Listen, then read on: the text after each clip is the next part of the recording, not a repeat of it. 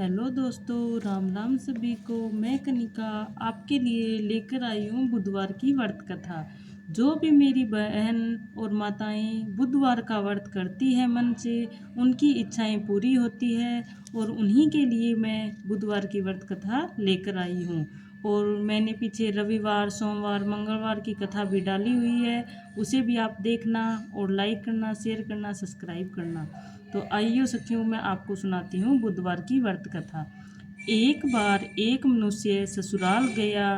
कुछ दिन वहाँ जाकर रुककर उसने अपने नगर लौटने की विदा मांगी। उस व्यक्ति के सास ससुर ने उसे बहुत समझाया कि बुधवार को पत्नी को विदा कराकर ले जाना शुभ नहीं है, लेकिन वह व्यक्ति नहीं माना।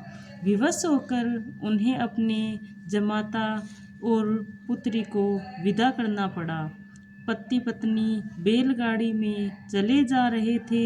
एक नगर के बाहर निकलते ही पत्नी को प्यास लगी।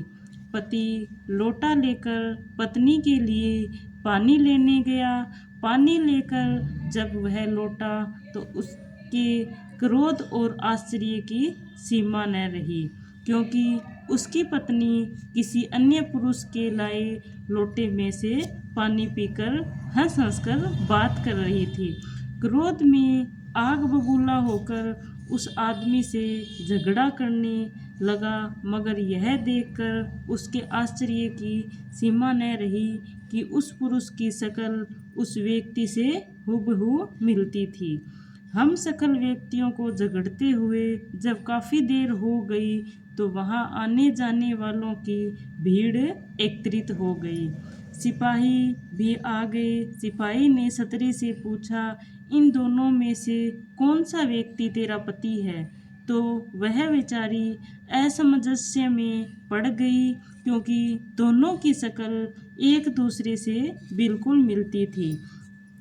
बीच राह में अपनी पत्नी को इस तरह लूटा देखकर उस व्यक्ति की आंख भर आई।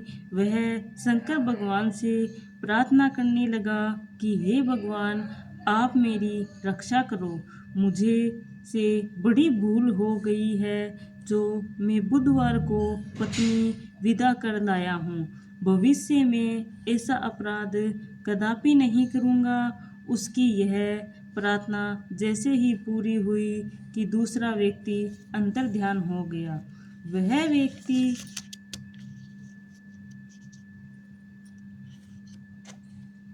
सकुशल अपनी पत्नी के साथ अपने घर पहुंच गया।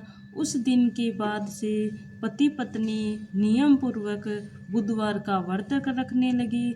इस कथा को जो सुनता और कहता है उसको बुधवार के दिन यात्रा करने पर कोई दोष नहीं लगता और यह सुख शांति और समृद्धि को प्राप्त है। ये थी दोस्तों बुधवार की व्रत कथा। अगर आपको अच्छी लगे तो प्लीज़ लाइक, शेयर और सब्सक्राइब करना। धन्यवाद। राम राम सभी को।